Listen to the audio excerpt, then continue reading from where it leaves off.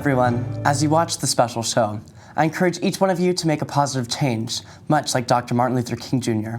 Here at RHS, we are surrounded by a celebration of our differences, a community that encourages us to be different, with the understanding that we're all in this together.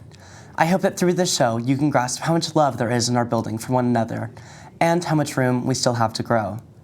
It's with great pleasure that I introduce to you our main speaker for today, Mr. Vegas Ferguson.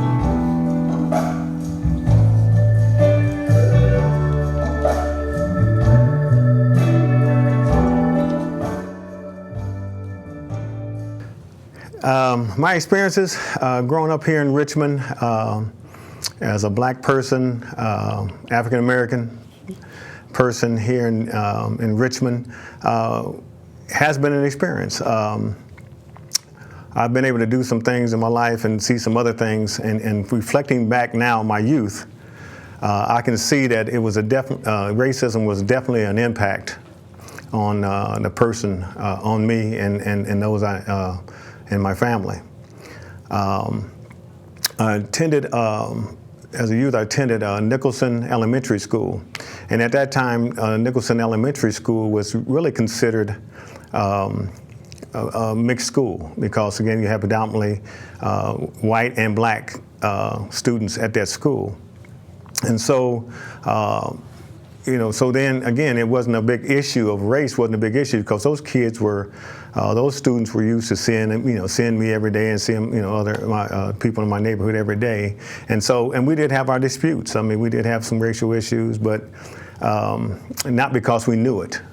It's because, from where, they're adults in their homes or had told them certain things, and they brought that to us at school, and so that's how the issues really started. From that perspective, wasn't really a tense situation. Again, we made it through. Made friendships, and developed those. I think the shocker was just knowing, being your parents would make you aware of certain things, of making sure that you go certain places, and if you go to the show, I think we had to sit in the balcony at that time. We didn't really know why, even in the late 60s and early 70s, late 60s mainly, and so we didn't really we got to go to the show, so we didn't really pay attention to where we were sitting. So then again, that was another racial thing that was going on at the time, and the 60s was a time when racial tensions were high.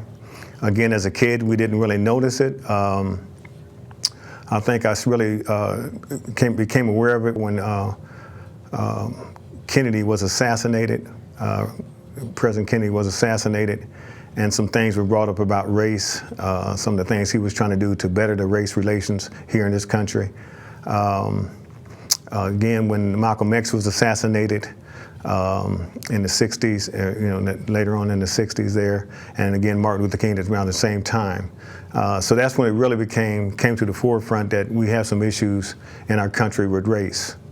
And then I started paying more attention because I was a little older then. I was in getting ready to go to junior high. Really started to pay attention and started noticing things as I did go to test. And because at test, now you're around people from the whole from the whole area. And again, back then we had a lot of elementary schools, and a lot of our elementary schools in the early 70s weren't interracial. I mean, they weren't. I mean, because people just didn't live in those neighborhoods. They didn't live in the Revestons. They didn't live in the other areas. South Richmond or whatever. So the bottom line, when you went to school, I mean, then you started seeing these things. You started hearing from kids from white students that you were this or you were that, and that did cause a lot of issues with us. We made it through, no doubt about it. I think the thing that concerned me, that I was starting to be more aware of the issues. I had older siblings at the high school that were facing these same issues. They had some racial issues in the 70s around the time I was at test at the high school, and so that was brought home. So then you start to be more aware of what people are saying to you. I'm talking about teachers. I'm talking about other adults, white adults. Then you start to pay attention, and then so you started to feel, or if they didn't say it, they treated you a certain way, and they wondered why we acted out. And I think now looking back at it, I think I was acting out. I can only speak for myself, based on what I was getting. It was, I called it, today I would call it institutional racism, where you were automatically looked at as not being able to learn, or just being an athlete or whatever, put in a certain segment. And even back then, I know at the high school, I was in middle school at this time, at the junior high school, but even at the high school, and even when I got to the high school, I know I'm jumping around a little bit, but even the subject areas, you weren't, you were in basic things. You were taught wood shop, you were taught those kind of things. And so as you went to the high school, they almost like they put you, if you were a minority, they put you in a we call it tracks now, academic track and general track, and so that was disturbing to me. I didn't know. I was an athlete. I had become a pretty good athlete at that time, and again, I wasn't paying attention to a lot of things. In terms of education. And where I was going that way. And so, again, coming out of junior high school, again, we made it through, we made, white friends and the whole ball of wax, just like, you see today. Here's where the kicker came.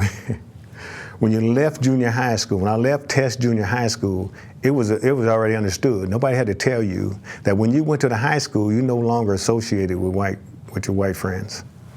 Sadly enough, that was what it was. I mean, so when we were good friends and hung out at the junior high school, but no sooner we hit the high school, we no longer associated with our white friends. We had a certain section of the building here at the high school certain doors that we came through. It wasn't mandated that we do that, but because of the times, it was coming out of the 60s, we felt like we had to stay together, and so we had a certain door. We called it Ned Hall. It's where all when we came in. If you look in the front of the buildings, there's you see all these doors going across the front. We had a certain section, and we would only go through. White kids wouldn't come through that door. And so then at further, there was further emphasis that we felt that we needed to make in terms of to boast ourselves, to make ourselves, we're in this all together. Again, there was a lot of racial tensions at that time. Like I said, prior to me coming to the high school, my brothers and cousins had incidents here at the high school where they had to shut the high school down because of some racial issues. I think a staff member called one of my friend of mine from the neighborhood a word that wasn't supposed to be used, and so that set off some other events. So we got through that. Again, once I made it to the high school, we did have an incident my sophomore year coming in.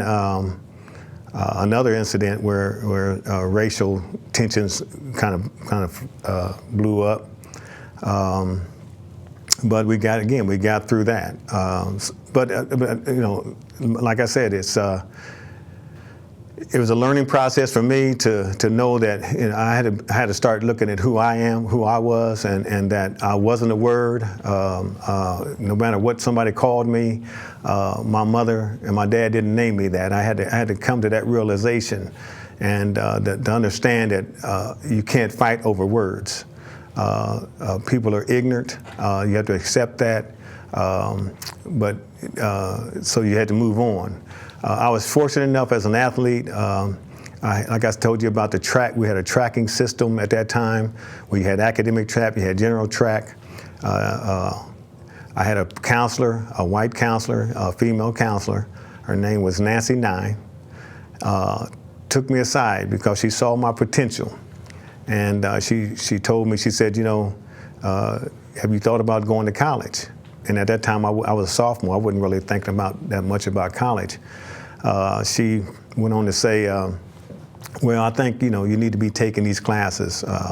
These are academic classes. You know, if you're going to go into school somewhere, to be accepted somewhere, you're going to need to have these academic classes. And none of my friends were taking those. And, you know, I was kind of resistant initially because, again, in those classes, I was going to be the only black in the class. And I didn't want to, you know, do that. And I didn't think I was that smart. But lo and behold, I did go ahead and take the academic classes, did well. So that enabled me as an athlete to be looked at by any school in the country in terms of being accepted at that school academically. And that was a blessing. And I still stay in touch with my high school counselor today. I talk to her quite often and thank her often because she didn't see the color. She only saw the opportunities. And I thank her for that. And I think, you know, as I look back on my life, I always taught my kids the same thing. You know, you do the best you can. You be the best person you can be, and good things will happen to you. If they don't, I'm going to be there to support you. I'm going to be there to work it through. If it's and I've been in schools quite a bit. I worked at the school my kids went through. And when they had issues, when they were coming through junior high school or here, I made sure I was there. I was talking to the teachers. I was talking to them in the right way to make sure they understood that I'm involved. I'm not, you know, if they're doing something they shouldn't be doing, I'm going to discipline them for that. But again, I'm going to make sure that the teachers are doing what they're supposed to be doing as well. Again, I go back to institutional racism. It's real. Sometimes it's not conscious. People do it because it's just the way they were raised. It's not blatant, but it's there. And I think we need to look at that more closely because it still exists today in our schools, in our communities, that we don't get the same opportunities as African Americans in this country. To do the things that we're capable of doing, and I think that that needs to change. I think Martin Luther King brought that to fruition by his nonviolent stance on, and that we are to be recognized, that we do have abilities, we're not limited. And we need to have those opportunities presented to us. But we're not going to ask them that they're given to us. We're going to work for them. Nobody's given me anything. I've worked for it, and I don't expect them to give it to me. But in the same sense, I think we need to look at where we are, right here in Richmond, Indiana, right here in Richmond Community Schools, and look at the statistics. It shows there's something. We're failing a certain segment of our student population. Why is that? The question's not going to be asked. I'm asking the question. I'm not trying to point the finger. I'm just saying we need to look at that. And why is that still happening in 2019 and now 20? And it's hard to, again, it goes back to if I'm not at the table, then you don't see me. And I shouldn't have to be at the table to bring these kind of issues up. So I'm just hoping that we all reflect on where we are, on what we're doing, and how we're treating others, and we want to be treated that way. And so I thank Martin Luther King for his sacrifice. I was able to go see his monument over the holidays, and it really inspired me to come back and ask the question I'm asking each one of you. Look at yourselves. Look within yourselves. Are you bringing the best out of the students that you're teaching? Are you treating people like they should be treated? And if they're not treating you like you should be treated, they have parents. And we need to be talking to them as well. Thank you very much for allowing me to share with you on prior to Martin Luther King's birthday or on Martin Luther King's birthday.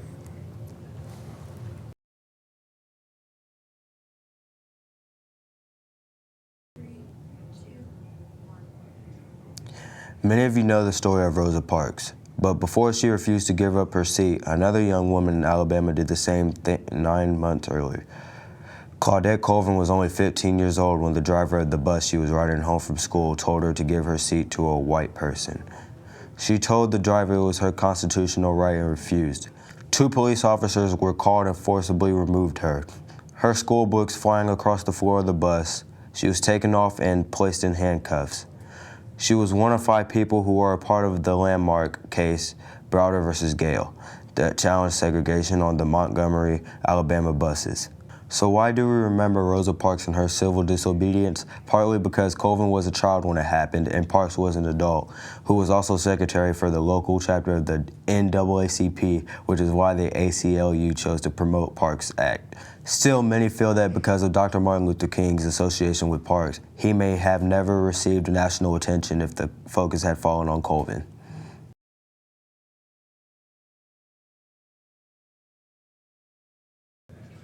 Another longtime friend of Martin Luther King Jr. was Amelia Boynton Robinson, having befriended King when she attended his church in Selma, Alabama.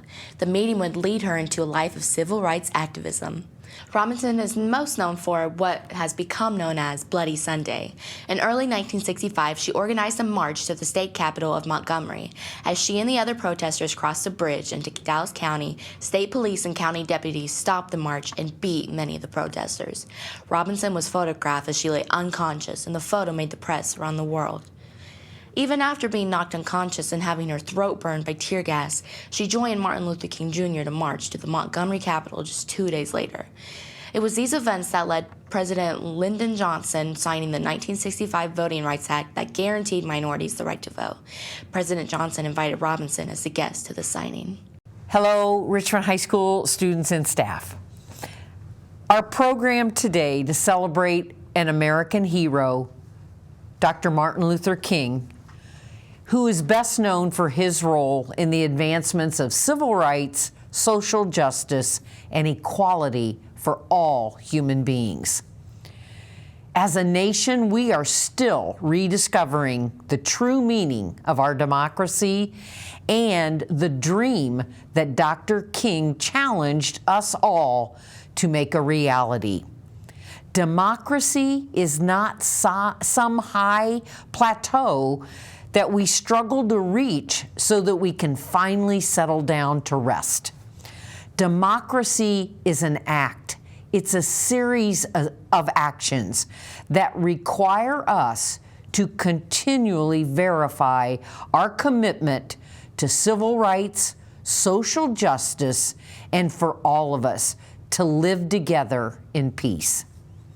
Dr. King modeled this for us by sending the messages to all that you are worthy, you are strong, you are brave, you are loved, and always know that somebody cares about you. Dr. King also showed us that by using peaceful, nonviolent methods, we can all indeed change the world. I hope that all of you will honor Dr. Martin Luther King on Monday as we have a day off of school and do some type of service to others. That is one thing that Dr. King talked about. That is one thing that we know can make us join together as a community when we serve each other. Thank you, and again, I hope you all enjoy your Monday celebrating Dr. Martin Luther King holiday by serving others. Thank you.